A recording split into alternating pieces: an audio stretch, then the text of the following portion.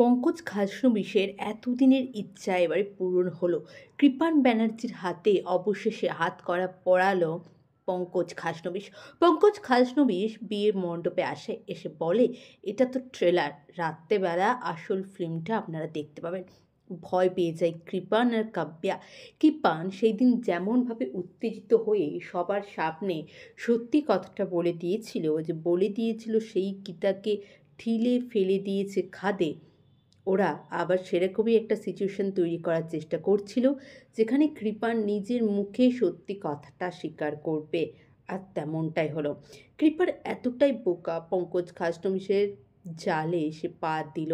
হ্যাঁ বন্ধুরা, গীতা এলএলবির আগামী পর্বে আপনারা এমনটাই দেখবেন। চ্যানেলে নতুন হলে চ্যানেলটা সাবস্ক্রাইব করে ভিডিওতে অবশ্যই একটা লাইক করে দেবেন।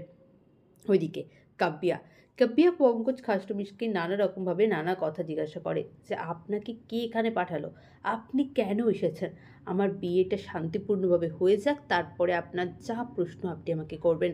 আর আমার চরিত্র নিয়ে কথা বলার অধিকার আপনার নেই। আমি কোথায় কার সাথে যাব, কার সাথে ঘুরবো, সেটা আমার একান্ত পার্সোনাল ব্যাপার। সেখানে কাউকে ইন্টারফেয়ার করতে আমি দিতে চাই না। কিন্তু ইন্টারফেয়ার করতে দিতে চাই না বললেই কি হয়ে যায়?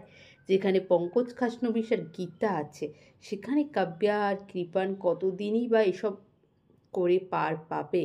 এবারে তো তাদেরকে জেলের ঘাড়ি টানতেই হবে। আর সেটাই হলো। কৃপানের হাতে হাত করা পরিয়ে পঙ্কজ খাসনবিশ টানতে টানতে তাকে নিয়ে গেল পুলিশ স্টেশনে।